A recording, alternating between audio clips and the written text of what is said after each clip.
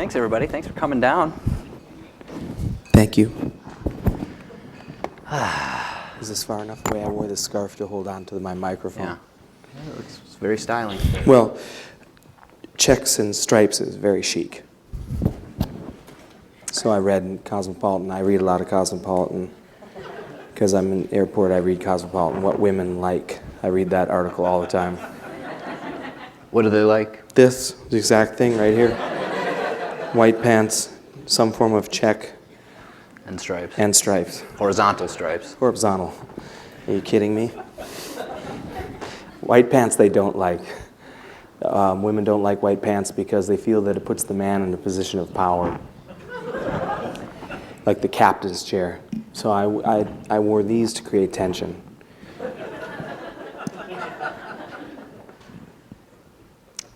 So 5 years ago, you did this Making Music show. Are you guys feeling a little tense out there? I can't see anything. I'm being drawn into the light. All right, so 5 years ago, you did Making Music with us. We did our usual Making Music. We heard all about, the first songs you ever wrote and, how you got into music, your creative process. And now, to have you back here 5 years later, we thought, let's do version 2.0, where we're going to talk specifically about these new collaborations that you're entering into here and these new projects. But we've got a whole weekend of stuff coming up. And some projects that have been around for a long time, Happy Apple, Bad Plus, and some projects that have never performed live at all. Right. No music recorded, released. But let's start, like tomorrow night, do you want to talk a little bit about tomorrow, Friday night, the Friday night show, what people can expect? Well, there's a saying, Friday night's all right for fighting. You ever heard that? Yeah. Why did I say that? Saturday night is for lovers. That's the theme, basically, for the 2 nights. Friday, well, what I'm doing this weekend, you mean? What I thought I'd come down here for a few nights and play the drums. Well, tomorrow night, an improvisational collective, improvised music collective I'm in called Buffalo Collision, which is based in New York, is coming in. I guess it should just be called a band. I don't know why I call it an improvisational collective. That's the Walker, making me feel like I have to categorize things like that. But doing it gently to me, though. They're not being forceful with their terminology. It's always a very gentle atmosphere here. But you have to up your game a little bit here. I can't say it's our band. My band's coming in. I can't say that. That's a good photo of us right there. Is that going to come up? Okay, later. I thought that was a teleprompter. Yeah. Buffalo Collision features the pianist of the Bad Plus, my good friend Ethan Iverson, and then 2 real icons of American avant-garde music of the last 30 years. Hank Roberts, a cellist, who's mostly known for his work with Bill Frisell, and Tim Byrne. No, that is... Yep, the giant man next to me, a saxophonist. And we've been playing together for about 3 or 4 years now. 3 years now. We made a record called Duck on Tim's label Screw Gun Records a few years ago. We just came back from Europe a few days ago, this band. Does a few tours a year and a few festival appearances here and there. And it's a great challenge because it's a band that doesn't compose, it has no written music. So every concert is a starting point and an ending point, and everything is improvised. How did it come together? What was the idea? The history of the 4 of us, I should say that Tim and Hank, I actually grew up in this area, and Tim and Hank I would see periodically here at the Walker in the 80s. In my formal years as an improviser, they were super important to me. So to get to be playing with them now, even to see Tim Byrne with his arm around me, I'm getting very choked up here. Look at how big he is. But, look at that. Yeah. He caught me looking at my reflection in the window of a train about a week ago, and he walked by me on the train. He said, "You care about your image, don't you?" That's what he said to me, and walked away. I said, "Yeah, I do." But we were Tim actually used to, I met Tim because he started to come to see Happy Apple in New York. When Happy Apple started to kind of gain a following outside the Twin Cities, we were playing New York pretty regularly. And Tim, this is still a good, I think it shifted. Tim came to see us play at a club, John Zorn's club called Tonic. And we really kind of hit it off. He ended up liking the gig, and he ended up kind of being a word-of-mouth Happy Apple supporter. And we would have lunch when I'd be in New York or hang out. We actually didn't play together for a few years. We just were friendly with each other, and I would see him play or he'd see me play. And then we started to have little sessions, duet sessions at his apartment in New York. We'd just go up into his workroom, which actually at the cover of the record we made is called Duck. I don't know if that image is here, but that's his studio, that kind of messed-looking, disheveled shelves and things. And he's got this drum set up there, and we just play saxophone drum duets for a few hours at a time. And then Ethan and I started talking about maybe we should try and incorporate Tim into some project of real, like, free music, which is what Tim essentially does. He writes these long-form compositions, then there's totally free improvising.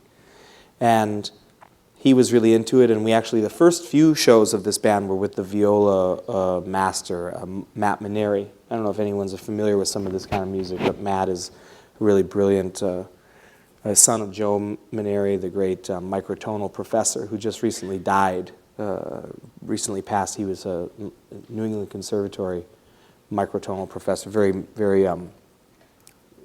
like a genius, and his son is clearly that too. Anyway, he ended up doing a few shows, but then couldn't tour with us. There was some stuff going on with him, and we ended up getting G, the replacement, Hank Roberts, who is like one of basically the great, most renowned improvised music cellists in the world. And he's such a beautiful guy. That shows his spirit right there, the way he looks in that photo. They're both like 6'10". Look at Ethan and I, man. It just heightens our squatty Midwestern bloodlines, man. Look at those two healthy, like, gazelles of free jazz, and look at... Yeah, Ethan's standing in that picture. Ethan's standing on a box in that photo.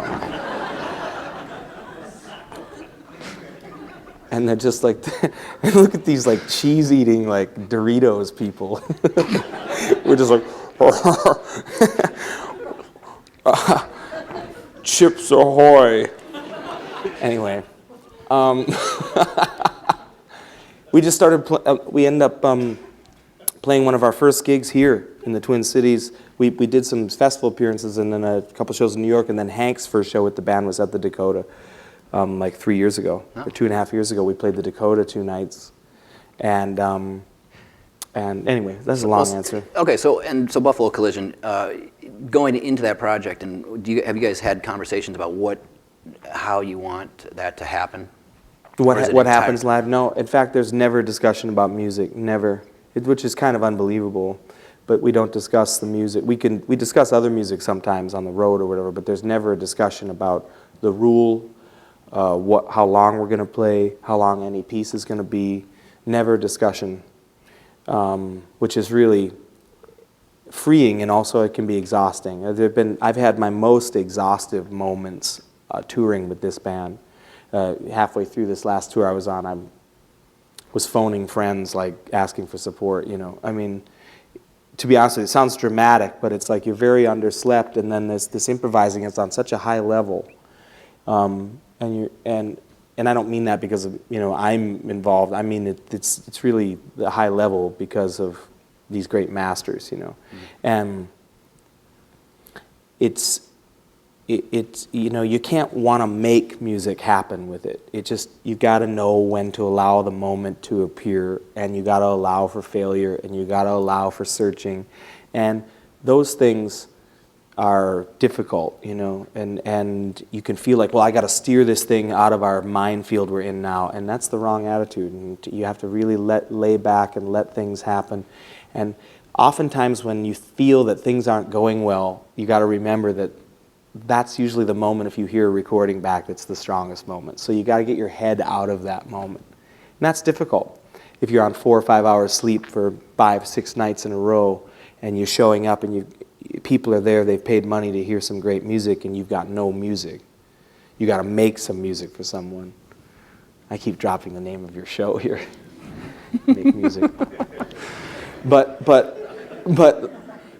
it's, you know, and it's just so overwhelmingly heavy then when it really happens. There's moments in the shows that are so beautiful and so heavy, and everyone, you can tell everyone knows it. And it's so deep to come off stage and just be like, what was that? You know, and we all kind of look at each other and laugh, and then it's just back to the hotel and you know, find out what type of porn is on.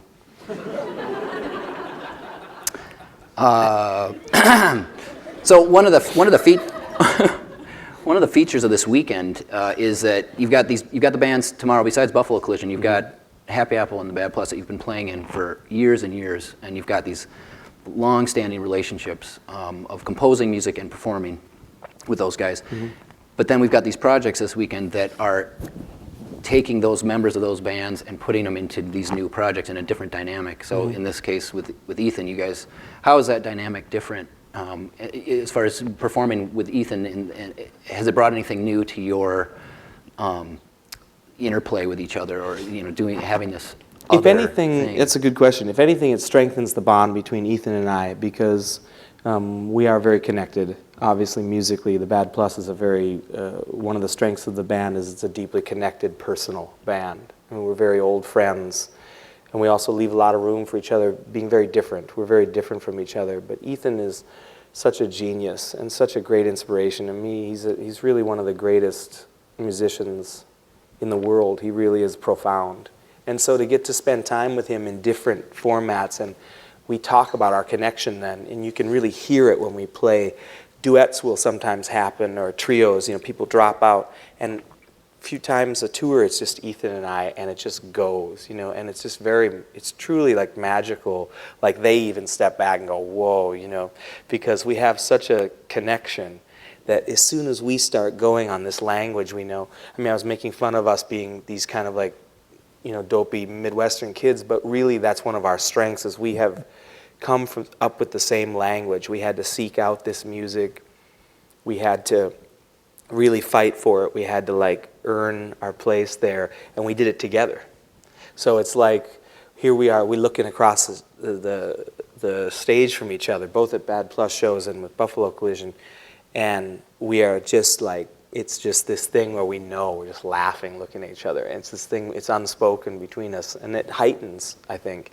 We're away from the Bad Plus, and some of those well-worn paths the Bad Plus has gone down, and we're just playing free music, which of course the Bad Plus has always incorporated it. We're diehard avant-garde fans, free jazz musicians, and we use those tools. But just to be stripped away from everything and just be out there playing with each other, it's very fun, very, very connected. Right. Is there anything about the tomorrow night's performance that'll be different than, or is it just a typical Buffalo Collision? It's just it'll be. They're none of them. They're all different. My only hope is that there's not added feelings because it's like my weekend here. I've already explained to everyone we got to make me look good. That's the only thing. So if that adds any pressure to what you're going to play, I really don't want that. I want you to play what you want to play, but we got to make me look good. That's the conversation. Sorry, my mother flew in for this, you know. So, Tim, I actually said that to him. He's just like looking at me, like this. It was the last night of that tour. I said, the last thing I said to him, I said, next week, Friday, you got to make me look good. And I was in an elevator, and he just looked at me like this. And the elevator door shut. Anyway, it's gonna be a little bit shorter than we usually do. We usually do 75 minutes to 90 minutes, which sounds unbelievable, but sometimes it's straight through. Sometimes there are 15, 20-minute pieces. Sometimes there are 40-minute. It doesn't matter. But since we're only doing 45 or 50 minutes, it could be this thing where, you know, I just don't want to be looking at a watch. That's the whole thing. We only have a certain amount of time, and we're just going to play, and hopefully we'll hover around the time that the union needs us to stop or something. I don't know. Right. That's all I can say about what's going to happen. All right. And that'll be followed by, is Happy Apple playing first? Happy Apple's going to play a song. Of course, that's, you know, my home base band, and obviously the the deepest connection, you know, that you know. That's pretty deep. Good Lord. Good God.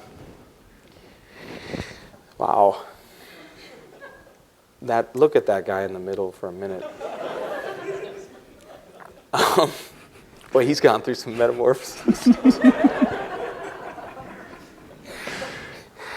Anyway, What's the song you're going to do with Happy We're going to Apple do a tomorrow? piece called See Sunspot Run off of our record, The Peace Between Our Companies, which, just check the sales, go online, check it out. Almost 1,000 copies in 4 years.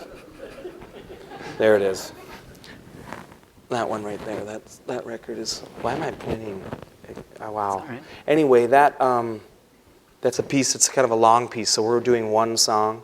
It incorporates some of the stuff we use with Mike, using some old sampling keyboards, and then horn. And of course, my long relationship with them. We actually got together today and played, and we're going to be working on a new record this year. We took 2009, we didn't do much. We actually played out of town. We did a West Coast tour, and we did a couple of New York shows, and that's it. We were really kind of recharging, and Mike was also doing some work. He plays bass with the band, with Andrew Bird. So Mike was on the road with Andrew Bird a lot, and I was out with the Bad Plus a lot. So this photo was us in New York at Joe's Pub like 2 years ago. I remember that. And a microphone fell down during a song. That's what's going on there. That's an action shot. Look at Mike there. Look at his knees bent together. He looks very... I don't like that. I don't like that at all. That's not a power position. In yoga, that would be very submissive right there. It's almost like he wants me to hurt him. Look at that.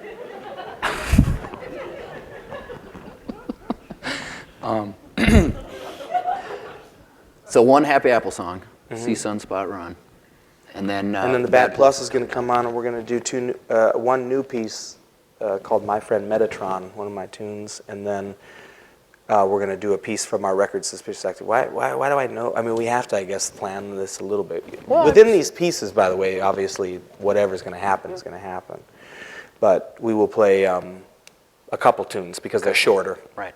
And then we'll come together, yeah. Right, so then it's the Bad Apple. Right. Now, has the Bad Apple played since you guys played here for the Ornette? We opened the Ornette Coleman thing here 5 years ago or whatever, and that was a great thrill for us.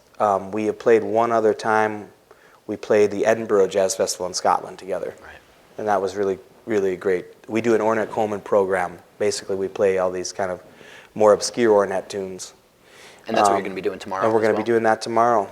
And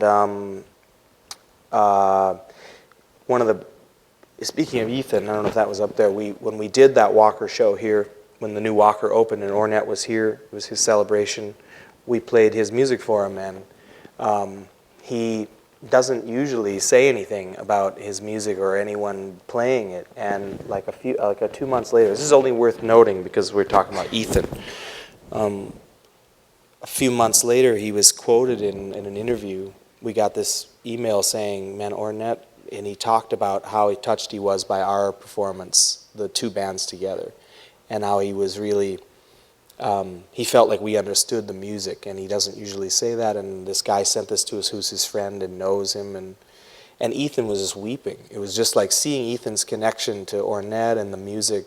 Ethan writes this jazz blog, and he's very serious about his obsessions with improvised music, and he's just crying reading this. It was really like a moment, like, man, sort of like his master was saying to him, I appreciated what you did. It was really a great moment. It was in Downbeat or something. It was really interesting. Wow.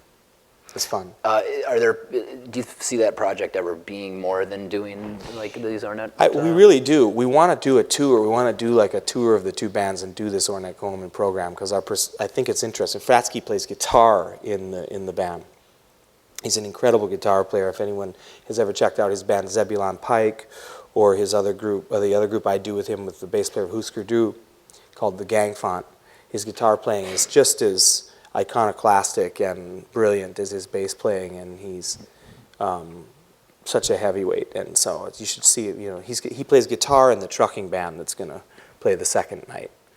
So he switches to guitar as soon as Reed comes on, and then it's double trio. It's really fun. So we will hopefully do more. We've had some invitations for some festivals to do it. We just haven't hooked the schedule up. But like we did the Edinburgh one, it was just a blast. We were like, okay, we should do this more. Have there been any tunes that you've been working on of your own where you've been like, this might be a bad apple? You know, we haven't thought about original music for that. It's almost like we're both so focused on each other's. I mean, we're just like in our worlds of this is our type, this is our music, that's the Bad Pluses concept, but it's really, we find this common ground where we find, you know, a composer we all love, a concept where we switch instruments, the sonority works, and so we just stick with that right now. Who knows? But that's what that is right now. All right, and then Saturday night, we're going to get these 2 new projects. Golden Valley is Now and the Dave King Trucking Company. Right. With a little guest appearance by the Gang Font. Right. Gang Font's been around for a little while now. Yeah, we've only played a couple of shows in town, but we've been steadily working on music. How did that come together? There's the Gang Font. Wow. Look at him. Yeah. Is he here? He's not, thank God. He just got his black belt. And he was telling me, I was saying that during our set, at the end of our song, I was going to throw a floor tom up and he was going to chop it in half. And here was our idea, because we're only doing one song. We were going to make it like a performance piece. We're going to try and get a grant for it, where we kind of cut a little bit into the floor tom so it's scored a little bit, because I don't know how good he is at slicing him in half yet. You know, I don't really know how the black belts do that yet, but the song ends, we throw the floor tom up. He cuts the floor tom in half. At the exact same time, Fratsky's dad, who's a renowned crossbow deer hunter, Fratsky's dad comes out, all the lights go up, and he points a loaded crossbow at the audience, and all the lights go off. So that'll be Saturday night. That's Saturday Okay. night. That's Saturday night. Kind of gave it away, so it might, don't tell other people. No, and that's Craig Taborn there, the keyboardist, a great keyboardist who's originally from Minneapolis. Reed and I and Craig grew up together here. He's been in New York for 12, 15 years, and so he's involved with, he's in Golden Valley is Now. And Craig's the one in the kind of greenish jacket and the jeans. And I'm also in his group called Junk Magic, which we released a record a few years ago on the Thirsty Ear. That's with Chris Speed, who's also in the trucking band. So the nepotism, you know, runs high with this sort of crew, you know. Right. We haven't even said who this guy is. We don't need to talk about that guy in the red. I think if you're from Minnesota, Black belt. you know, yeah, the black belt with the mustache. You can say. Okay, that's Greg Norton. So he was in the band Husker Du. Now he's a black belt. He's a black belt and a chef. And he plays what? He plays bass In the band. Yeah. The Gang Font. He's in how the did Gang Font. So how did the Gang Font come together? I mean, what was the deal? He came together. He's a lifelong kind of avant-garde music fan. That's really his main thing. You know, he wasn't. I mean, he played in the the seminal punk thing, but he's really, actually, I've only ever seen him listening to like old Genesis and then he listens to like Bartok string quartets and stuff. I mean, he's kind of into lots of stuff, and so he approached me at a Bad Plus show. He's a pretty big Bad Plus fan. In fact, he actually comes out on the road with us sometime. Believe it or not, he's got a little bit of free time these days, and he comes out and hangs out. He's been at different tour stops. You'll see Greg, and he actually came to Iceland with us. And it was a very funny story. If I can tell this story really quick, we were playing in Iceland, and we went to this bar afterwards, and we were sitting there with Greg and the promoter. And then the singer of, this is going to sound so lame and name-droppy, but it was funny for us because Greg is just sitting there, and the singer of the band, Sigur Rós, came over to her, and in Iceland, it's all like, they're all just, it's not a big deal or whatever. There's only 200. But I had just seen him on Conan O'Brien. I really liked this song they played, and he sat down next to me, we were talking about that, and he slowly looked up. And Greg is still so recognizable to anyone who is ever a Husker Du fan. And it's just this recognition of like, what is he doing here? It was like this moment, like we knew each other. He knew he was at the show, and they were talking, and we were talking, and he just slowly is standing there, and Greg is just smiling because Greg knows who he is. And this moment of just like, you're the guy with the mustache from Husker Du, And Greg's like, yeah, he's like this totally incredibly friendly, bubbly personality. And it was just this great moment of this weird, like, I don't know, in Iceland. So anyway, Greg was a Bad Plus fan. He just came up to me and was talking to me at a show, and we started talking about maybe doing some playing. I was always a great fan of his, and it was fun for us to get to know each other and eat at his restaurant. And finally, Fratsky and I got together with him, and there was an immediate connection and an idea, where the idea is that we play this very structured, mathy kind of music next to Greg, and we don't say anything to him. Greg improvises, essentially. So with the bass being the instrument that's kind of really moving around and playing really busy, and everything else is a quite tight arrangement. That was kind of this idea we had, and it really works. And we think, I mean, some people hear that band and go, wow, that's what's going on. But I think it's a new idea. I think it's an interesting idea to have one person in a band that has no direct connection to what's going on other than intuitively. So the rest of the arrangements, so you guys have the rest of the arrangements are totally tight with no Totally improvising, and he's almost never addressed. So we're even rehearsing and dealing with each other. He's usually just hanging or working something out on his own. But there's never a moment where we're like, and this section is in 13, and you really need to hit this note here and stop at this. And it's like this. That's not what he is all about. So the strength of what he is all the music he's played and ingested, and how intense he is as a person and a performer. If he's left alone, if he's just left to relate to the music on his life experience, it's just profound what he comes up with. He's just so heavy, and I can't say enough about him. It's a really fun thing. He's also an incredibly sweet man, you know what I mean? He's not, I remember meeting him, I was a little bit intimidated, and he was so sweet, and he like brought a Husker Du 12-inch and signed it for me, and he's just a sweet guy. How did you decide to bring Taborn in on this one, on this project?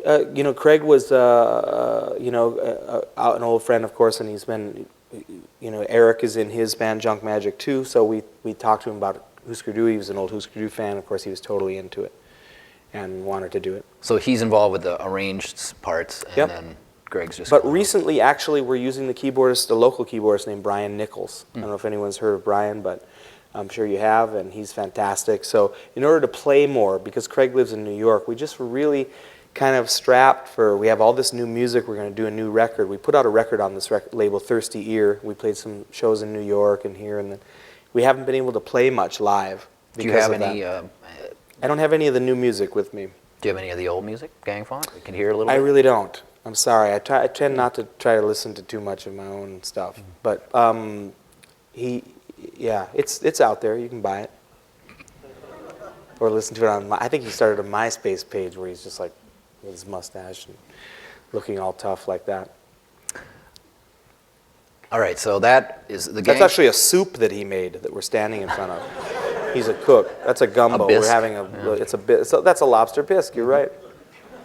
His whole thing was, what if I make a lobster bisque and we have our photo with our reflections in the lobster bisque? That was the whole idea. Looks pretty good. Yeah. Did you guys go swimming afterwards? No, he put Taborn and scalded him. Taborn was totally scalded his face.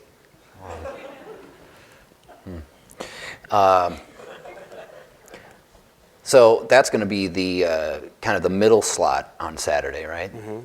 Gang Font. How many tunes are you expecting to do? Is it just going to be a song? One. Or two? It's one Okay. song. All right, just It's a a new tune. We've been working on it, and it's great. And I should say a little bit more about Craig, maybe, if you. Is Craig playing that with no, you guys? Or Brian's going to be playing that.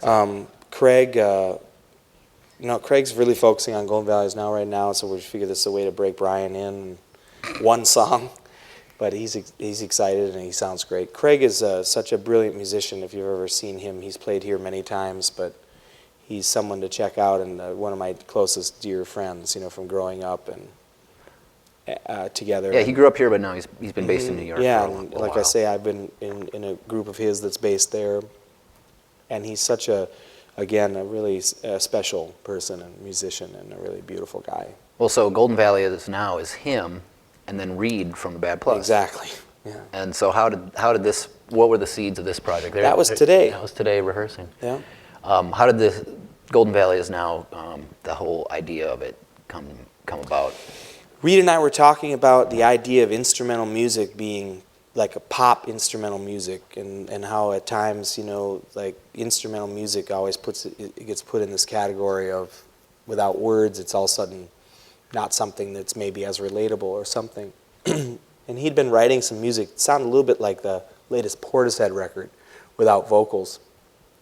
And we had talked about doing something where Reed plays some electric bass. He's a great electric bass player. He has a totally unique approach to that. And he's an incredible composer, and I had written some things too that we thought, wouldn't it be interesting to kind of get some improvisers together and then not improvise at all? So the idea is almost like you can almost hear underneath. We're trying to see if there's anything palpable underneath that, like we're playing these kind of tight arrangements. Even though they employ things like some odd time signatures here and there, it's kind of proggy in a way, but it's still kind of poppy. I mean, there's some harmonic sophistication in it, and there's some other tools that are beyond some straight pop music. But really, at the end of the day, it's like 3.5, 4 minute things that utilize some electronics and utilize some more inside harmony, but played by people that, you know, their tastes and their abilities maybe go in different directions. Right. And so it's been really fun. It's like really restrained. And it's also a chance for me to mess with some of those electronic things I do with Halloween, Alaska. Right, you're playing with drum pads. Right, yeah, and then just a small kit, a small acoustic kit with a little sampling pad, and Reed's playing like a laptop where he does live stuff with it, and you know, it's just our volley into that world, but we want to do more of it. You know, the three of us are feeling really good about it. We're really cramming to get it ready for this weekend. The drum pads, how do you do your samples for that? Is it stuff that you get off of the bank, or do you record them yourself, or what do you? You know, I'm not so good at, you probably saw that a little bit today, I'm not really a computer or electronics type human being. I don't relate naturally to technology. Fortunately, I have few people like that in my life that do that stuff for me. So like in Halloween, Alaska, keyboardist Ev would help me with some of my gear, and James Deers would help me with some of my gear, and Craig, or anyone who's around that knows something about that world. I'll say, I really would like, you know, the snare drum from Belle Biv DeVoe, Poison, you know, and I want that snare drum and this pad, I need it now, you know, and then it's just like, throw a tantrum. Throw a tantrum, and then some nice friend steps in and realizes that they need to do it, or else it's not going to get done, and that's how I get it done. Do you know much about what Craig's got going on with his keyboard setup? It looks like he's got a few different keyboards. Yeah, I don't know what he's doing over there. Today he was doing things like, he like looks around. It's like the Muppet Show when he blows that last note and looks in the horn. That's Craig Taborn.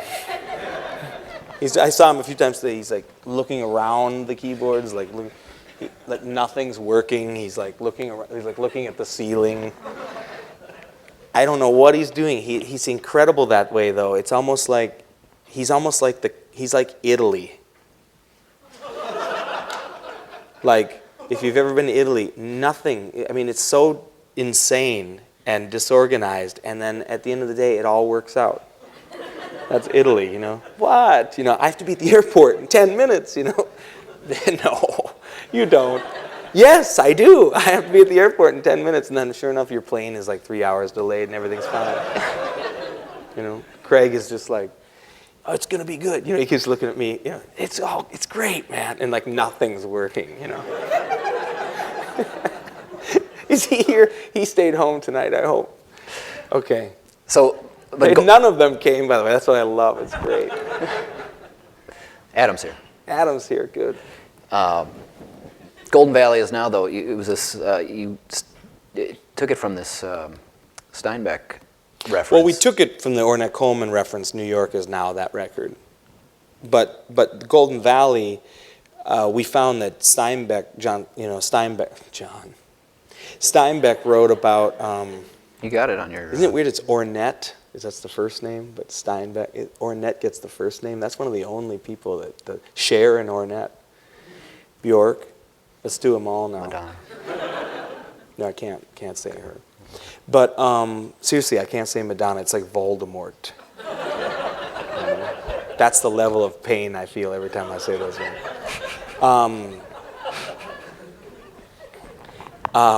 She's worthless.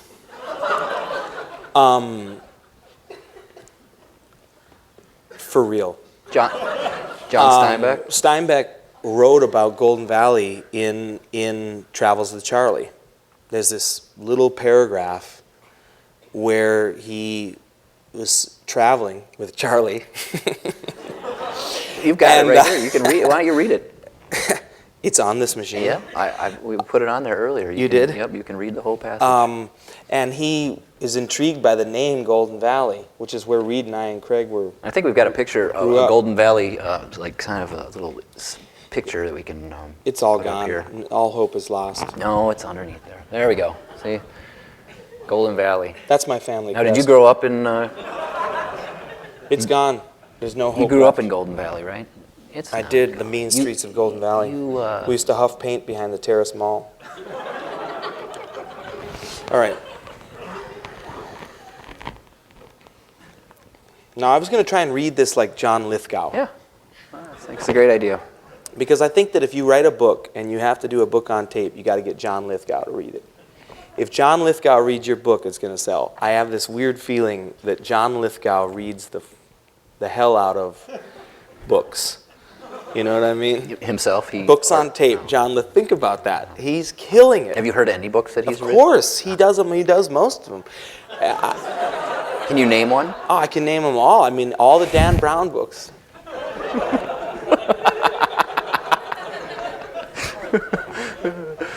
Okay.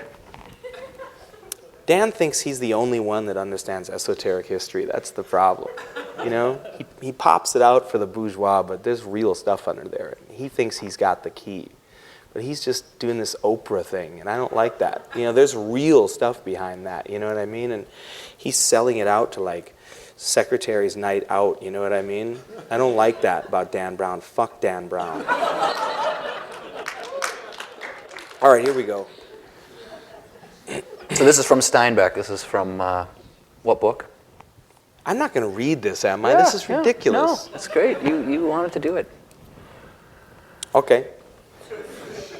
This is just a real quick paragraph that he cites Golden Valley. Maybe Golden Valley's proud of this, but he actually drove by and he never got to see it, and he really regrets it, and he regrets kind of driving past the Twin Cities because he'd heard so much about whatever. So this might be the whole thing. I still have the arrogant plan into St. Paul on Highway 10, then gently across the Mississippi. The S-curve in the Mississippi here would give me 3 crossings of the river. This is already really boring. I mean, the syntax of that sentence sucks.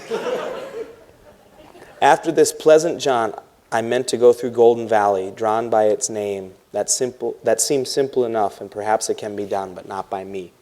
First, the traffic struck me like a tidal wave and carried me along. A bit of shiny flotsam bounded in front by a gasoline truck half a block long. Behind me was an enormous cement mixer on wheels, its big howitzer revolving as it proceeded. On my right was what I judged to be an atomic cannon. As usual, I panicked and got lost. I ended up at the Red Lobster. No. Like a weakening swimmer, I edged to the right. I had this idea. You know what? I have this idea of our Red Lobster. And for real. Lobsters are expensive. Okay? Like a good lobster. I think in order for the first meeting I would have with the Red Lobster people to cut the bottom line down in today's economy, selling lobsters got to be difficult, especially lobsters that are like been out of the water for weeks, like the ones they sell. Here's what you do, man. You go down to Bassett Creek in Golden Valley. You get a bunch of crayfish out of there. I used to do it all the time. You get a tank that's a giant tank, but it's also a magnifying glass.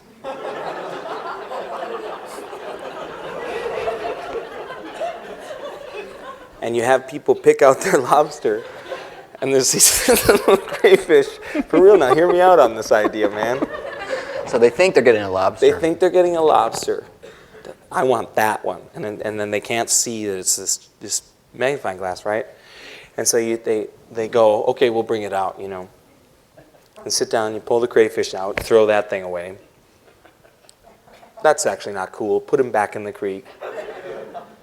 And then you get some sort of whitefish mixture, and you say, we'll shell him for you, because no one in Golden Valley wants to shell their own lobster. This isn't a cultural experience. You're not in like some Massachusetts town. You want your lobster shelled for you. And you don't want any of that lobster mustard either. Trust me. You get some glommy piece of whitefish molded in the tail of a lobster, you sell that, and you're killing it. Within months, you've turned Red Lobster around. You can ride high on this idea for a few years before somebody gets wise. And I think, honestly, at that point, you sell them all off. You sell off all the Red Lobsters. You open a fake competitive, now it's really getting heavy, called Blue Lobster.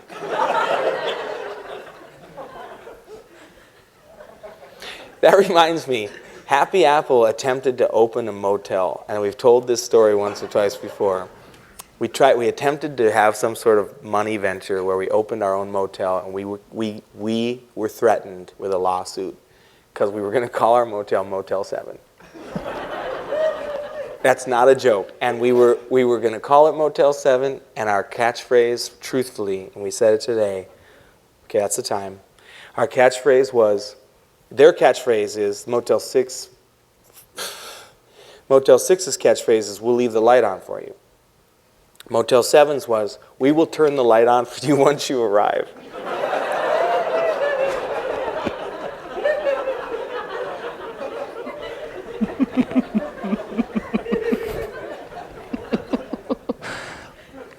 Anyway, he goes on and on about he just misses St. Paul and Minneapolis here, and it's not a big deal. But we found it kind of funny or interesting that Golden Valley is cited in a Steinbeck novel, and in a Steinbeck, you know, in his travel diary, and it was just an interesting thing. So one of our plans is to kind of have that quote maybe as a bio or something. It's something to use it in some different way than just like this guy plays this and this guy plays this, that type of thing. Right. And that's the city we all kind of grew up in. And right. And New York is now, and it's Golden Valley is now. Exactly. Yeah. New York was then. So these songs that have you guys recorded anything? No, we haven't tracked anything, but we've been thinking about a way to do a record this year.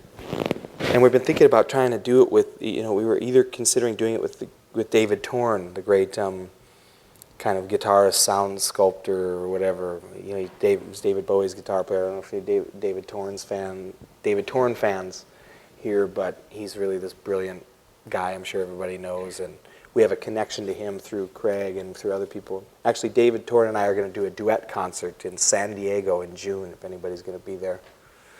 We might now. No, maybe not. Anyway, he's this great guy, and we're thinking about maybe doing a record with him. He's got a lot of ideas, sonic ideas, and we'll see what happens. Awesome. That's that. Yeah, maybe. All right, so that's the first thing tomorrow, or on Saturday night, is Golden Valley is now, then Gang Fawn. Then Gang Fawn's going to play one song. I was going to say, though, with Golden Valley is now, that's another example of you're doing a project with Reed, who you're doing in the Bad Plus with all this time, and you've done projects with Craig too. Has doing that project, what has that brought out new in your relationship with Reed as a collaborator? And you guys are both writing songs. You're both working on each other's arrangements. I think it's more like sharpens the idea of Reed and my interest in all music, in rock music too. Reed is my oldest colleague, my oldest friend, and my oldest, he and I have been playing together for so long that his relationship with me is the center. How old were you guys when you first? We started playing when we were 14. We're up there now, so. We don't have to do the math. It's all right. It's a long time. And so we grew up as musicians together. Every experience we had. And we have such a deep connection, and so for us it's just effortless to be like, especially bass and drums, and we have this connection that way. Right. And then we're like, man, we love this. We love experimenting with all this different music, and Reed is, the most profound. He's a greatest composer I've ever known, and one of the greats. He's deep. So it's just like that. We're just, for us, it's just, this is so fun because we're doing this thing that's not this thing. Right. And then it makes this thing seem that much better too. You know, they pay each other. Now, when you're composing for Golden Valley is Now, these new compositions, are some of them, do you know the moment that you're coming up with an idea that it's for that project, or are some of these things that you thought initially might have been for a different thing, and then you tweaked it and made it a 4-minute version? Yeah, a little of both. I mean, I haven't done too much writing for Golden Valley is Now yet. I've written a couple pieces. Reed, we're doing about 6 or 7 tunes. Reed wrote about 4 or 5 of them. I wrote 2 of them. So, yeah. So they're just coming how they come. You know what I mean? We're But they were still written kind for of that. writing for the idea that there's no soloing and there's no words. So we're going to fill this time with some interesting stuff, but also some stuff that's got some sort of pop element to it. Something that's sort of like obvious and beautiful. Not be afraid to do that. Not be afraid to play something that's simple. You know? So knowing that that's the objective when you're composing it, what choices do you make? Do you find yourself making certain decisions about a song form or arrangement or a melody that is new for you in this project? I mean, what is it about Golden Valley is Now for you, like, that's really the most exciting thing as far as like this new form? Oh, I think the sonic palette is different than anything. I think not improvising at all. So therefore, it's like being in a rock band, but there's no lyrics, so that's a different experience than I've had playing rock music. It's almost like, I mean, the idea is almost like a throwback to when instrumental music used to sometimes appear on some sort of pop chart, whether it was like the last time was maybe like the theme to Chariots of Fire or something. But the idea that you don't need words necessarily. And so that's a challenge in a way that to make something interesting that isn't also just a jam. None of these bands are jammy in any way. And that's almost like a dirty word for us. We don't want to put somebody through some long jam.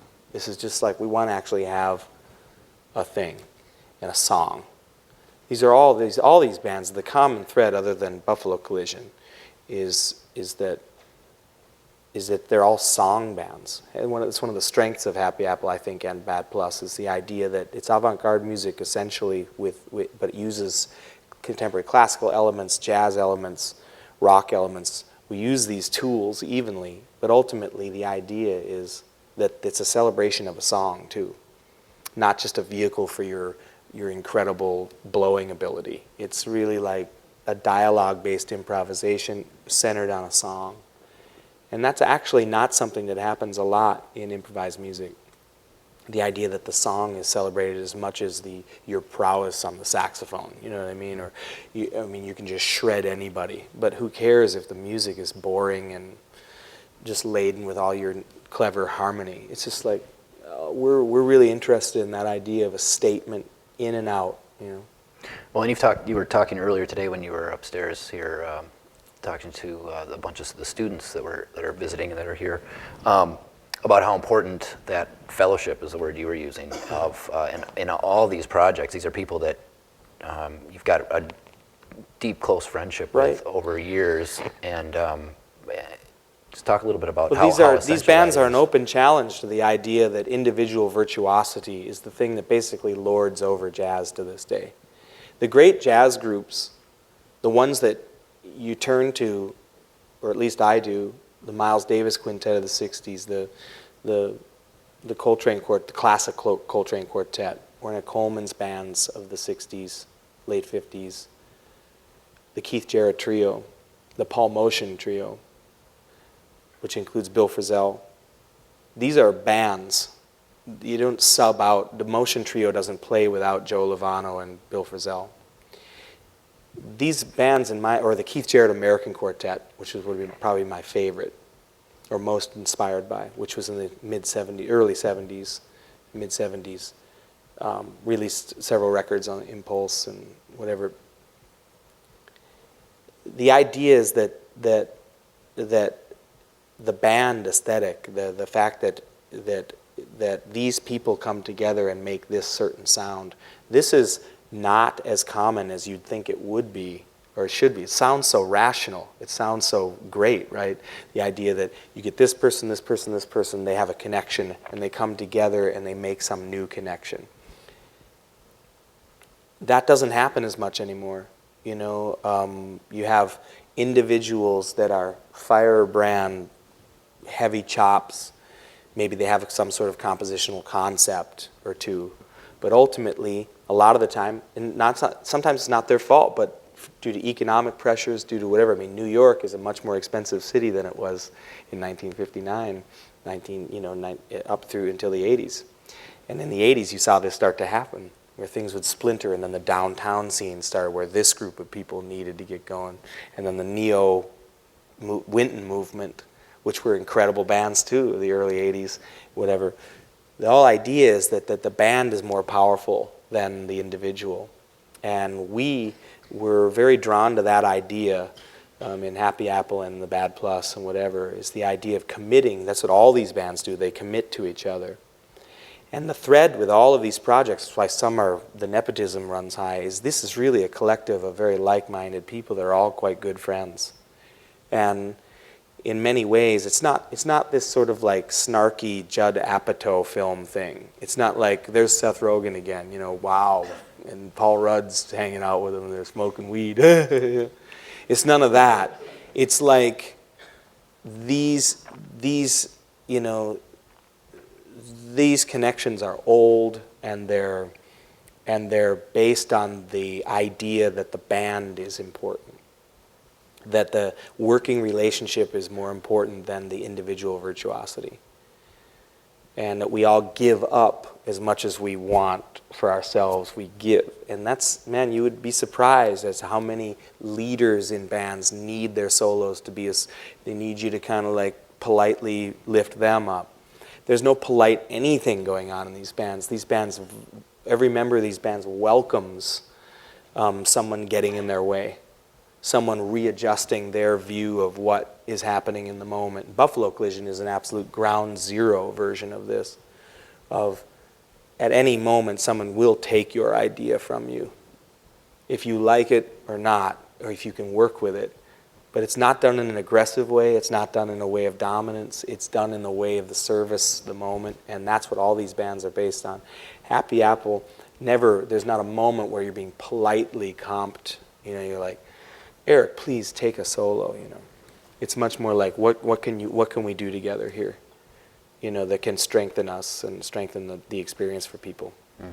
And we believe that is it. And I believe ultimately the success of a band like the Bad Plus or a band like Happy Apple is based on the idea that it's a committed ensemble that turned down other gigs to do gigs together and charged plane tickets and slept on the floors and did the van tours and did the whatever. And in the way that any one of these people could be playing as John Scofield's bass player or whoever, name it,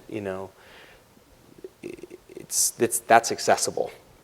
It's all these people are deciding, no, this is a band, we're going to dedicate ourselves to this, and hopefully we can create some sort of sound that's bigger than ourselves.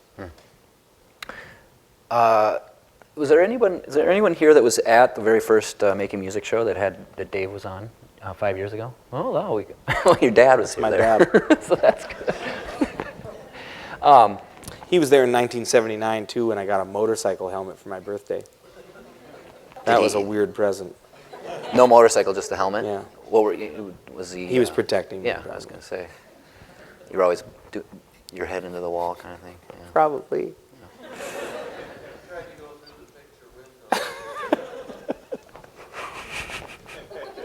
Well, I would think once he had a helmet, he would have been even more emboldened to, but no, I guess not.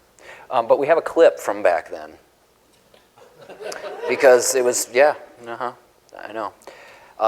And we hadn't quite evolved the show back then to like have the camera do things like zoom or move or anything like that. Can we seriously not do this? But we have this clip because it was 5 years ago. We were talking about you're just like kind of in a hypothetical of dream projects that you would like to. We're getting a message that maybe we can't show that clip. See that intervention, Dan Brown. Well, The anyway, angels are among us, James. You understand that, right? they're on your So side. are the demons.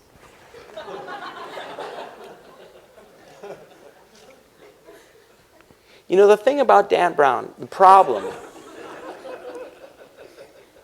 I shouldn't swear because I don't know who, I can't even see anybody There's out there. children in the If there are audience children right in the now, audience, you should know that I have my own children and that I do not use words like that in front of them, and that's why they're pent up inside me.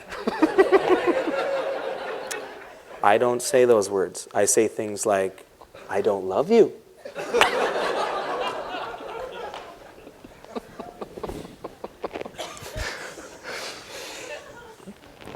Well, what the clip would have shown us is you talking about this idea of a trucking company project, a band that was going to be was going to combine the idea of light, bringing light, and trucks Well, it's and truckers. it's an inspirational themed music. I mean, the idea is that. This was 5 years 5 years ago. We were talking Yeah, about well, this. it's and now longer than that.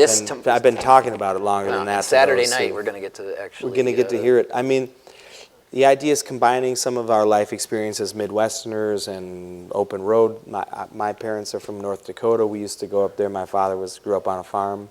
We used to go up, and I knew country folks, and I knew the way that they were and the way that they lived, and there's something in that music. There's some rootsy elements to it, but there's also very strict avant-garde notions, and in a different way though than like the Texas Ornette Coleman-y bluesy thing. It's actually, there's something in it that's, I think, more attuned to our demographic and our thing.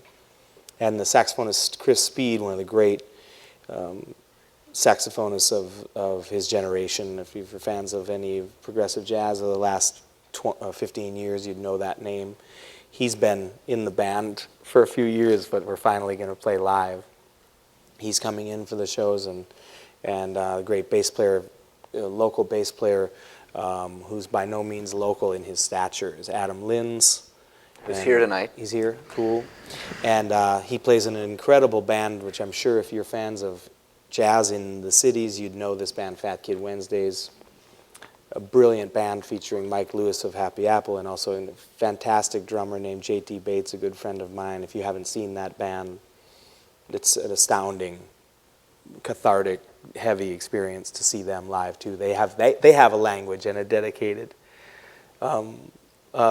fellowship with each other that's very apparent within the first note. I got to catch a few of their sets after not seeing them for about a year. I went down to see them in December because I was home for a while, and it was just like magical, you know. Anyway, he and I have played on and off together, Adam, for the last few years, and we have some sort of connection playing that's very comfortable for me. I hope it is for him. He didn't answer. And he's in this band, and I don't know. I think that it's a unique. I think again, it's something that if we can pull it off, it's got some other thing going on. Adam, do you have a microphone up there yet? No. Okay. One will be brought to you. Eric Fratsky plays guitar in that band. Yeah, so we don't have a photo of the band. We don't have any press photos. This is our press photo right here, man. The Dave King Trucking Company. Now, so how did this? I didn't want to use a name for. I've never used my name for anything, but I think it was the type of thing where I wanted to experiment with the idea of. I write a lot of the music in Happy Apple and quite a bit of it in, a third of it or whatever in the Bad Plus, and these other projects. But I kind of, this was a personal project for me. This was like a personal sound, a really personal thing that I really wanted to kind of handpick people, not just based on our sharing thing, but actually people that I've seen and had a connection with separately from each other. We've actually never played, the four people that are going to play that show tomorrow night, the first time the four of us will have even rehearsed that music together will be tomorrow, Saturday afternoon. Because Fratsky and I and Adam have been rehearsing it, and Mike Lewis from Happy Apple has been playing Chris's parts just to get us kind of know. But Chris has been on the road. We haven't been able to hook up, and we've gotten together in New York, just he and I. But so Adam and Chris don't even know each other. So, and that's not that weird if you're going to be playing a night of standards or something. where there's a common language. But it's actually there's a bit of drama involved when you're playing all original music that's a little bit thorny here and there are no charts, and everyone's memorizing it, and we've never played together. So I'm kind of excited and pretty nervous. I don't know, are you nervous, Adam, or is that cool? Are you cool? You're not nervous at all? But it should be fun, you know, it should be an experiment all the way around. All right, so musically you've said there's this Delta blues element. Or Not a Delta blues Texas element. blues? No, it isn't. It's Okay. a different Okay. thing than that. It's Okay. it's like I said, it's almost like, you know how Bruce Springsteen, even though he's from New Jersey, he has some sort of understanding of like the lonely Midwest thing. Some preternatural understanding of like, you know, like even the Nebraska album or whatever, like it's sort of like that. It's almost like that record, but done with jazz guys, and like there's some solos here and there, and there's a little bit of jazz in it too. You know what I mean? But it's got, the themes are there. The name makes sense. It's not some ironic. I've read a few things where there's some ironic, like Chris Christopherson, the film Convoy, and all this stuff, and that's not it at all. It's none of this foam trucker hat crap. It's none of that indie rock irony junk. We're not into any of that. The idea is like, it's got these themes. The Convoy as some sort of spiritual metaphor for a movement that the law can't get in the way of. There's something that's inspirational. It's like gospel-y without the attached dogma of religion, all this other stuff. It's got some inspirational energy to it. Well, yeah, you said that the trucking theme, a lot of the influence was just the inspiration, like the Smoking the Bandit, anti-authoritarian. Right, but not the Smoking Bandit, but the legitimate trucker perspective of like that movement that became poppy in the 70s was really based on this sort of like, you know, almost gangster of the highway thing. And, you know, I mean, in real life, I mean, truckers are like hardworking, seriously, like, you know, and some of them serious pill-popping lunatics, you know what I mean? But, I mean, there's an energy to it, the lifestyle and an energy to it that is sort of like, who knows someone that does long-haul trucking? I mean, that's a mysterious profession. You know, I think it is anyway. I've met a few people that do that. It's an interesting personality type, to say the least. And I think that there's something in it that's sort of like very individual and personal and strong-willed and willing to be alone and willing to be introspective and maybe willing to hide from the world in some way. These themes are all in there somehow. You know? And now, are all of the trucking company songs your compositions? Yes. And they better be played right. They better be played correctly. There's going to be real problems on Sunday. And how did you go about composing those pieces? It sounded like you had already written a lot of them even 5 years ago when we were talking. Yeah, a lot of them have been written. When you're writing them, what's different about them than a tune that ends up being a Bad Plus tune or a Happy Apple tune? What is it that, for you, as you're composing them or making decisions? I think it's the first band I've written for where, with Happy Apple, there's these kind of like, these guys that have always been there. You know, the way that Eric plays bass, the way that Mike plays the saxophone. In the Bad Plus, it's the way these people play. That influences the way that I would write for them. This band is sort of like, I'm writing this music, and I've kind of grabbed a few people that I hear playing this music in a way that I don't have the same relationship like I do with Eric and Mike or with Reed and Ethan. It's sort of like a new relationship, and I'm sort of saying really kind of the idea of each piece. You know, I'll sit and talk at the rehearsals about the idea that we're going to be like some Austin City Limits house band. It's going to be like, we know our... I used to watch Hee Haw and stuff when I was growing up. My dad would watch Hee Haw, we'd watch Austin City Limits, whatever. And if you watch those bands, those 70s country bands, I mean, they were probably coked out of their minds, but man, they were playing so effortlessly. Real country music too, not new Nashville, but real country music. And even in the 70s, there was real country music with people like Don Williams and stuff like that. But you'd see these bands, and then like the star would come out and play, and then they'd have the backing band, and there'd be an incredible lap steel solo, and everything was effortless, and everything felt good, and it sounded good. This made a major impression on me. The idea that they were these working musicians, but there was something else there. They weren't playing in Vegas. They weren't playing weddings. They were playing on Austin City Limits. and they knew exactly what they were doing. My idea is to take that energy and load it with improvisers. I mean, Adam Linz is a free jazz lunatic. He can solo for 25 minutes and have no end to his ideas. What if I take that person and he has to play boom, boom, doo, doo, doo, boom, boom, boom, boom, boom, boom, boom, boom. You know, he's like, and sure enough, he's just got this huge personality and sound when he's just down there doing that. We know that Adam can do all these other things. So like no one, in the middle of all these tunes, it doesn't need to be everybody taking a solo and like you just soloed, now you're going to solo like Jazzville and 25 minutes later your song is done. We have this statement, one person maybe is going to blow a little bit. Maybe there'll be a bass solo at the beginning of a song and then that's it, there's no soloing. Maybe there's no drum solos, maybe the saxophone will blow a little bit and that's it. And the rest of the time, we're playing these songs, and they sound effortless. They sound like they're just sitting there. I just like that idea. I like the idea of finding really capable musicians that can just play whatever they want, but they're not. They're restraining, and they're like understanding the spiritual energy of the music beyond their own need to blow for a long time. Right. How long are the tunes? Are they compared to the Golden Valleys now? Are they like? They're longer? not long. Trucking band tunes, you know, depending on the solo. There's soloing, you know, in the trucking band, but it's just not like, you know, the saxophone, guitar, right. bass, drum solo. Blah, blah, blah, blah, that lords over jazz in this horrible way, I think. But like just 5-6 minutes a tune, and some of the tunes, there's a ballad that's really beautiful that Adam opens up, and then it's just a ballad. We just play it through. It's 2.5 minutes, 3 minutes. Is there anything that you'd like to give us a taste of on the piano from the trucking band? Well, I mean, we talked about that before. I mean, I can play a little something. I recorded this piece that I'll play I did this record. I brought a couple copies of this if anybody wants one. I thought I'd ask some obscure question, and if anybody knew the answer to it, I'd give them one of these records if they want it.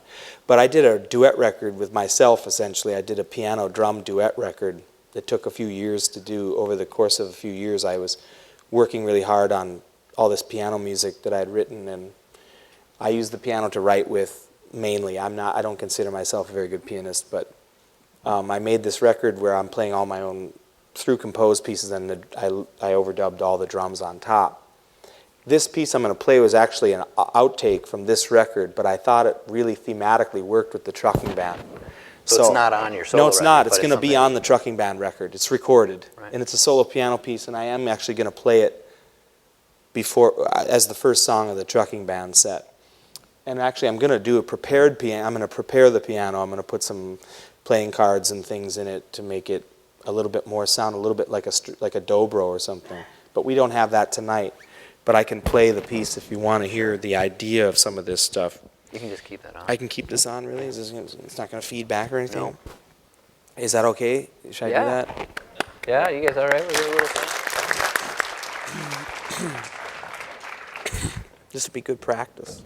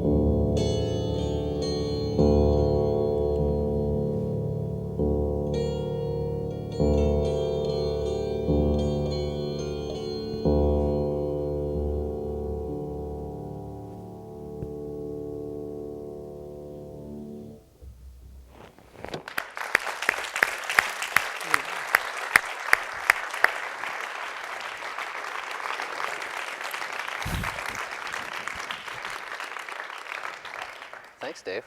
Yeah. So we're going to open up for questions from you guys. So if you have a question, you can raise a hand. But why don't you just tell us a little bit, what's that song called?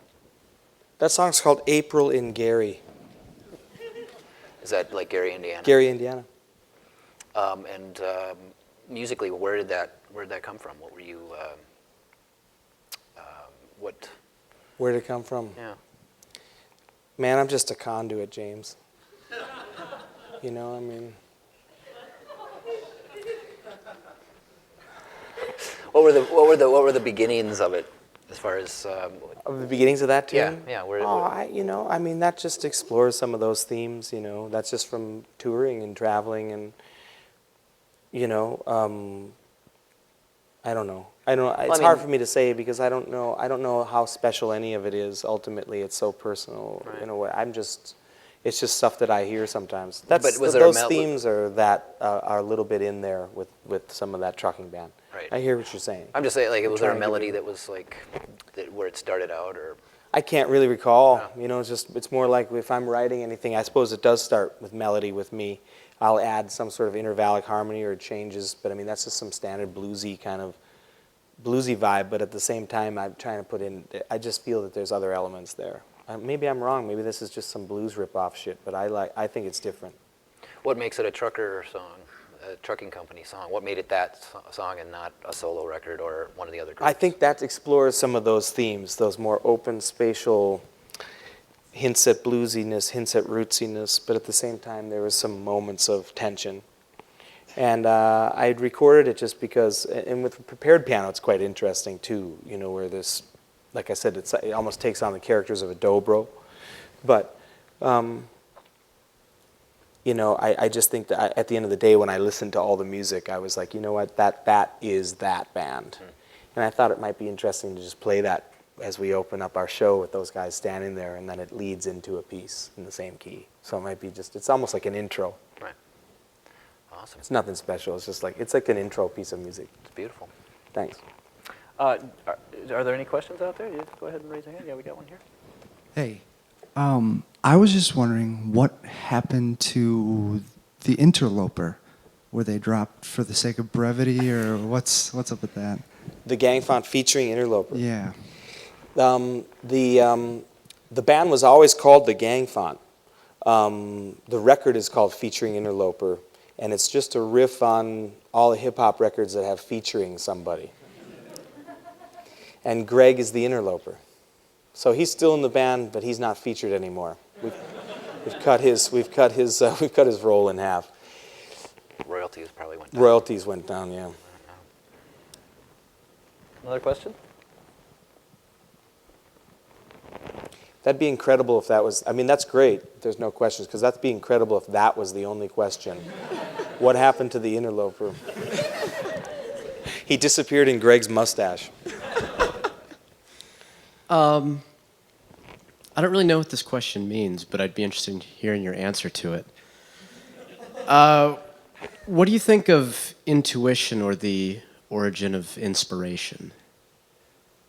I think it kicks ass. Sweet. Well, I mean, I can say, inspiration, there are times I've attempted to pinpoint inspiration in my life, and that's difficult. So I think some people do chase inspiration sometimes. And, you know, I don't know if this gets philosophical or I don't know where this goes, but more often than not, I've learned to let go a lot more. And I've always felt of myself as someone who has two sides. I'm a Gemini. I don't know if that means anything, but I have these two sides where my drumming is very different from the way that I hear music, and then they try to find each other. My drumming can sometimes be very thorny, very dense, very wildly dynamic, very mathematical. And the way that I hear music or write music is almost with a sweeter touch, with almost like a side of me that's more gentle. And what I'm saying about what you're talking about is, as far as inspiration is, I've sought to try to merge these things, and I try to do that with different forms of inspiration that feed one or the other. So if there's something I can pinpoint being inspired by, I try to all of a sudden think about which part of me is being inspired. And then I used to kind of get confused about that and realize that I just have to make these things come together. And they've been coming together more and more throughout the years of my life. The idea that I can let go of more as an improviser, as a musician, as a drummer, which is my main instrument. And I can bring some of that world of the sweeter side of me that comes out in some of my ballads, or the Happy Apple, for instance, is a band that will play very aggressively and then play a series of ballad music that almost sounds too sweet.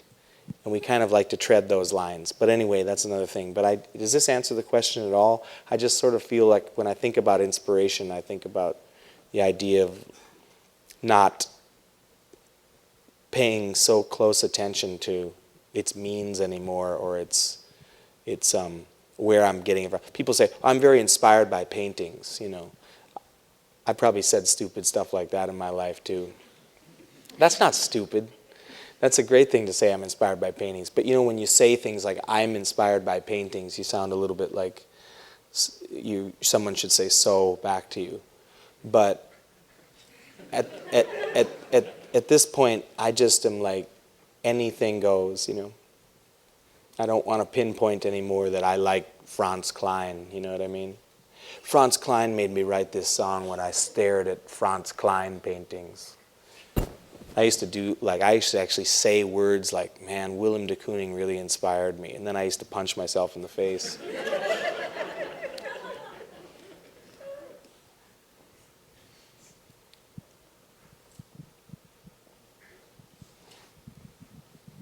Well, I didn't grow up in the 70s and 80s like you did, but I was kind of wondering, why jazz for you? I mean, was the Twin Cities a jazz hub when you were growing up? Or I guess it kind of relates to inspiration question, but right. Where's that, when you're playing that introduction or you're playing a 20-minute song, where's that coming from? Right. I think a lot of it was rooted in just the self-discovery of music. Number one, when I was growing up, I would listen to whatever was in my house, whether it would be on TV, The Tonight Show Band, or Hee Haw, or what was on TV. And then also, my dad had some classical records, some jazz records. My mother listened to country music. They both listened to old-time rock and roll, which I still love. Things like Buddy Holly, Ritchie Valens, Elvis. I love that music.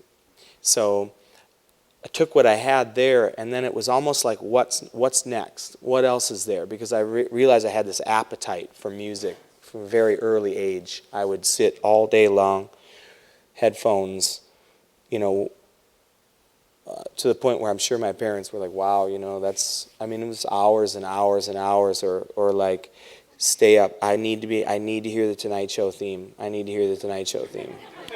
And then you go to bed. Yes, I need to hear the Tonight Show theme, And so I think it was like, then it was like studying piano, playing drums in the band, and then from then it was like rock radio. So then you get into like teenage year rock radio. But then my older brother, who turned me on to such great rock music. I mean, he turned me on to The Who and Led Zeppelin and all these things when I was 12 or 13. All of a sudden you hear Led Zeppelin, it's just like Satan has appeared, you know what I mean? It's just like, wow, and at the same time I like new wave and stuff like that. I was into pop new wave, I should say, but like Devo and the Cars. The early Cars, by the way, is actually heavier, much heavier than mid-'80s, the Cars. Cars turned into some other thing, I don't know what happened. But Panorama, that record is pretty interesting from 1978. But anyway, I was just realized that it all was hitting me. And then what's next? So then there's prog rock next. Like, so you're into Zeppelin, then what about Genesis, Or what about Soft Machine? What about Rush, which became like, whoa, talk about like the boys club, like there are no girls into that band, you know what I mean? like, it's hard to say you were into Rush, but I was into Rush. But like, it's hard to admit that. I also dated here and there, and I liked Rush. Anyway, then you're hearing people that are more proficient. Then you're hearing like, whoa, what is that phrasing? That's not in 4/4. What is that? You're listening to Genesis, especially early Genesis. It's very progressive music. Still to this day, if I listen to some of that, it's very mysterious. Peter Gabriel walking around dressed as a flower. I mean, it's just unbelievable. I'm going to do one name drop real fast here because I know we have to go, but my daughter played Barbie dolls with Peter Gabriel.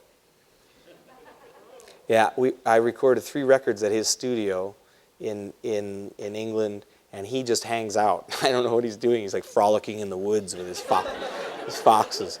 But anyway, I opened the door of this room, and my daughter was there, and he's there on the floor with her, and it was a real moment for me. I was like, check that out. I was a big fan of his, and that's the first I had seen him since we had gotten there, and he's there playing with my daughter. It was very fun. Anyway, then what's next? Fusion, 70s fusion. What's after that? Oh, Art Ensemble of Chicago, Henry Threadgill, Coltrane Quartet. It just went back. It just went, where are the more mysterious searches? Prog rock kind of lays it out for you, but the Miles Quintet, what's the harmony? What's Wayne Shorter's harmony all about? It became just the quest, and since there was nothing around, you had to make it for yourself. So there was stuff around, going here and going to the Dakota, but I mean like, it's not like New York or something, so we would go to the library and check out records. It was all about what you could find next. Now it's Cecil Taylor, now it's blah, blah, blah. It's almost like outdoing each other, Reed and Craig and I. Who was finding out the more obscure ECM record, you know what I mean? And then it was just from there, it grew just to trying to find yourself within it, within all that information. I actually feel sorry for with the amount of information that's accessible today. I really hope people are able to actually balance the intake with their attention spans, because there's so much available to just click a button, where we really did seek it out. It sounds like lame to be going, back in my day, but we really had to find it for ourselves. And that's how I got into jazz. Ultimately, it's a long thing, but that's the trajectory. It went back. I've never really deeply connected with pre-1955. I'm not into big bands as much. Duke Ellington bands I like. I'm not as super into bebop. The greatest bebop, of course, I listen to Charlie Parker and everything, but it doesn't touch me the way that the fire and everything that was in some of the 60s bands. That's really my connection to the combination of this modal harmony with this Tony Williams and all this stuff. It was really so evil and mean. It was just so, yes, you know what I mean? I needed that. If you grew up listening to Zeppelin, it's difficult. You're checking out Keith Moon. It's like bebop. There's something about it that didn't connect as much as it connected to Ornette Coleman and connected to Coltrane and stuff like that for me. And the punk aesthetic of all of that music. Sorry, go ahead. Adam has the microphone finally. Hi, Dave. I'm a Taurus, which means I'm selfish, or so I'm told. Can you, I don't. This might get long-winded, but a lot of people around here know you kind of after the Bad Plus got popular. Can you talk a little bit about the early years of being here? And I remember one time you, so awesome. So you actually had a number of records that you had released independently before anything happened, on a bigger scale. And I just feel like a lot of people from the Twin Cities are like, you mention your name and right away they kind of go to the most popular thing that's out there right now. And when I think about you, I think about the early years when we were all really scraping by and struggling and still putting out our own stuff just for the sake of getting stuff out.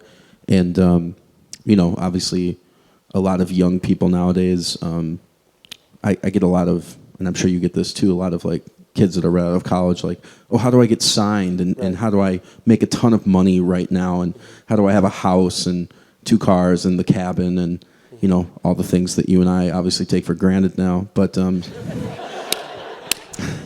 but can you talk, I mean, those early years for all of us were so special, and I don't think any of us had an agenda that it seems like young players have nowadays. We were looking for that community and all those things, and it's a time period that I don't get to hear you talk about a lot. Right. So can you just kind of discuss not only when you moved back, but like the years that kind of when Happy Apple was first starting out and I'll be quick with Okay. it too. I know they need to go, but thank you. When I moved back here, I was living in Los Angeles for many years. I moved back here. Adam was one of the first people I met.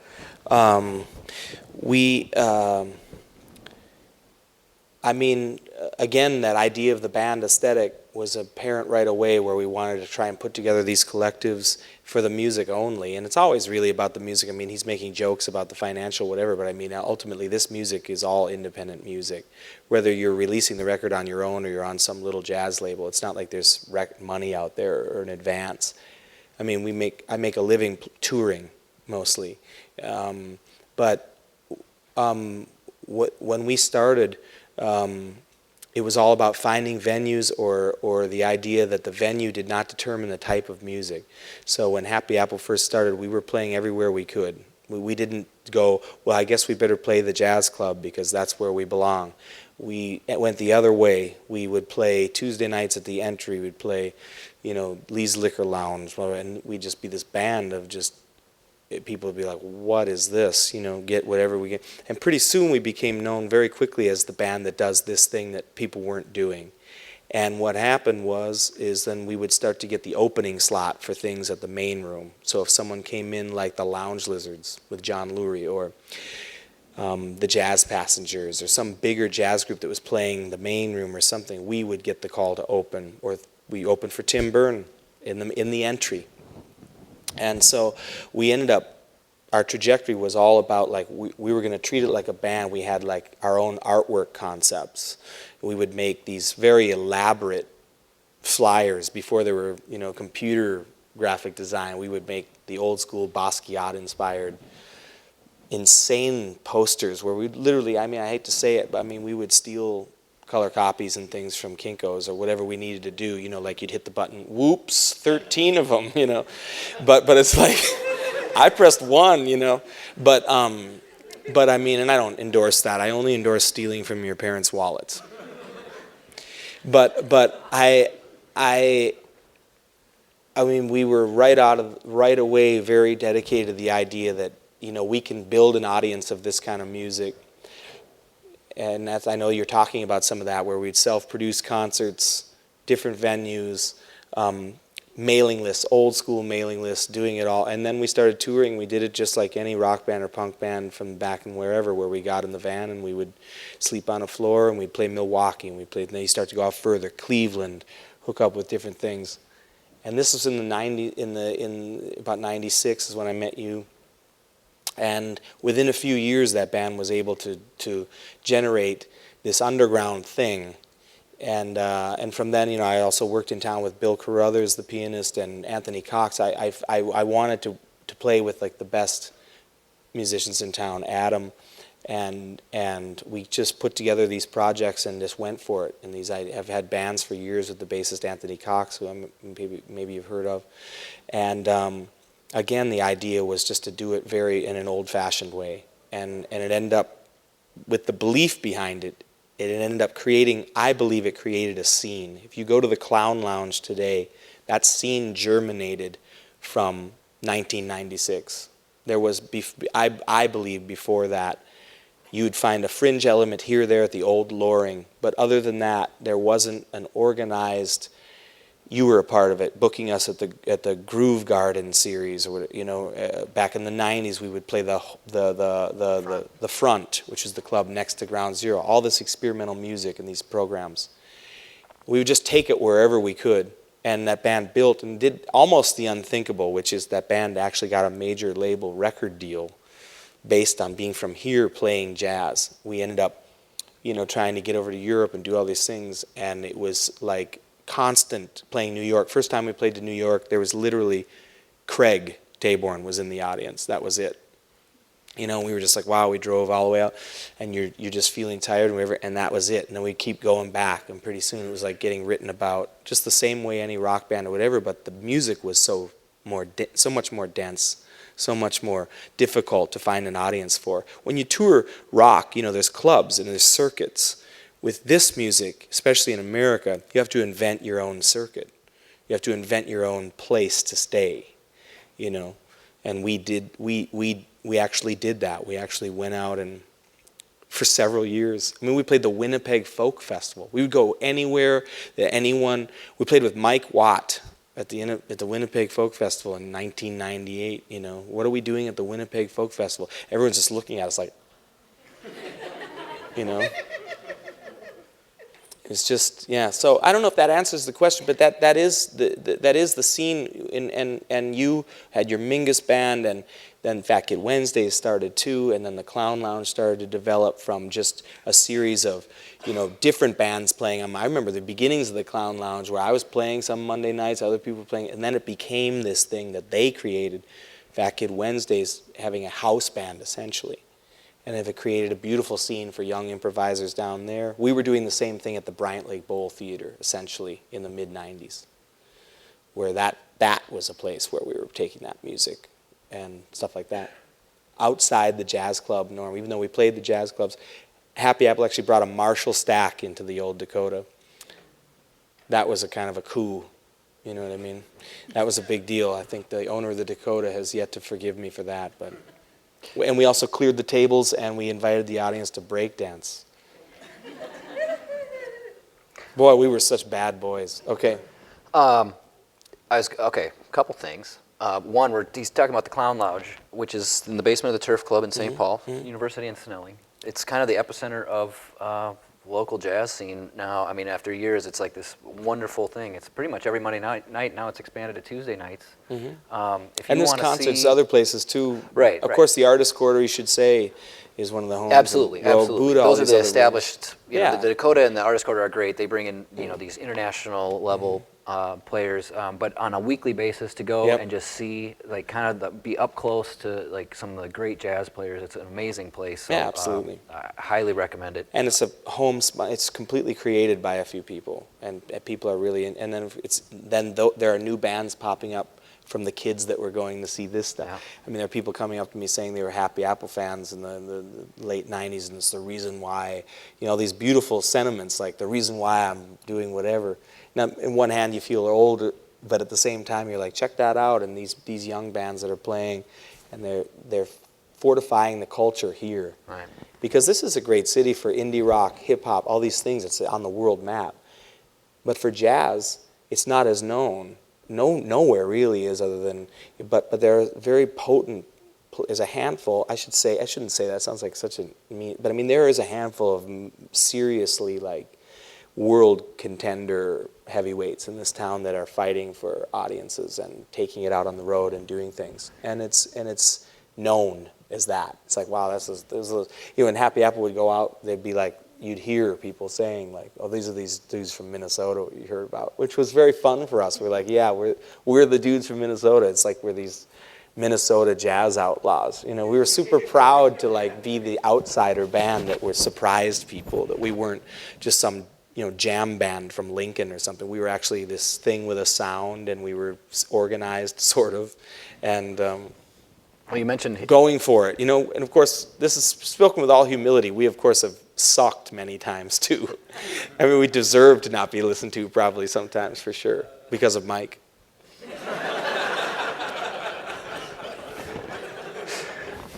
All right, we got to wrap it up here, but I will say that in that clip that we couldn't run from 5 years ago, and you were talking about the trucking company, and you were talking about how the whole thing was going to, one of the features was going to be that Slug was going to get up on a little trucker CB and do a little thing from the Man, he got too huge. You know, Slug and I used to play together. I did a few shows with Atmosphere, and he used to actually sit in with Happy Apple. He's on one of our live records, and that still might happen. I mean, he and I are in touch. So somehow, you never know. ethereally. Maybe on Saturday I night, wanted who him to knows? do the We'll see if he CB shows on up. Saturday night. Have you talked to him? I told him about it a few years ago, and he's like, yeah. And then he disappeared on me again because he's so huge, you know. All right. Well, but we'll it's have just to see what happens on see Saturday. if he still cares about real music. Yeah. Wow. Come on, man. That's really going to help things. That's Come on, gonna make sure he I comes don't down like now. Slug. All right, you have these three.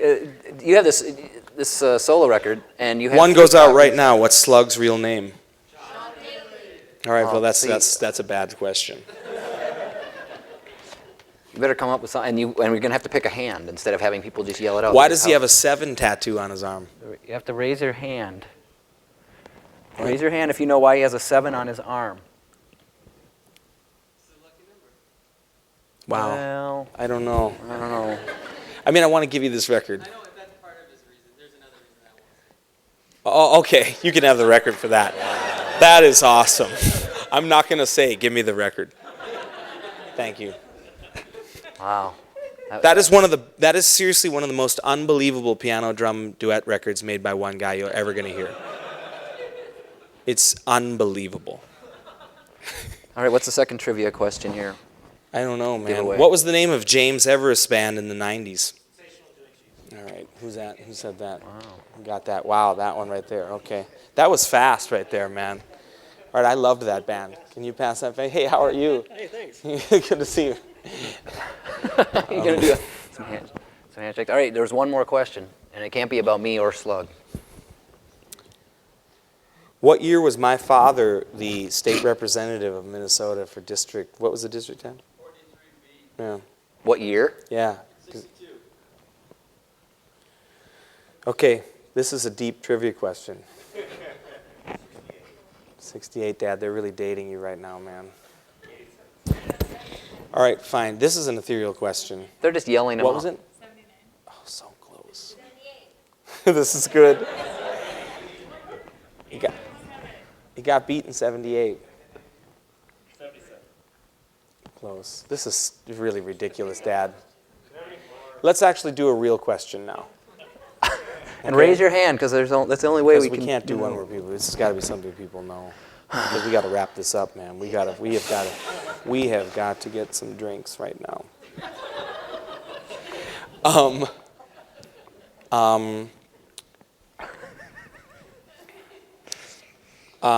True or false?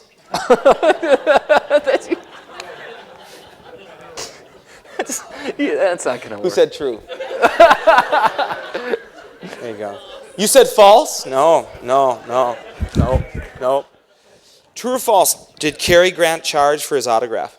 All true. It's true. Yeah, there you go. He seems like a pretty cool dude. Terry Grant. Terry Grant. Why? Terry Grant would never charge for an autograph, man. Cary Grant.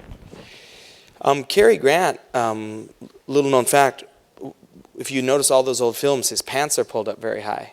Have you checked that out? Almost in a French way.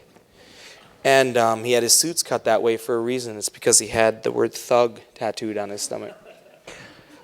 Speaking of having your pants up high, there's another group that I thought might be making an appearance this weekend, the Ernest Borgnine Dancers, but apparently we're not gonna no. talk about that. All right, cool. It's on the record now, isn't it? You should have that film. I have that footage. What was I thinking? Oh, all right. All right. Well, that'll be on Cool. The next time you're on Making Yep, Music. cool. Ernest Borgnine Dancers. All right.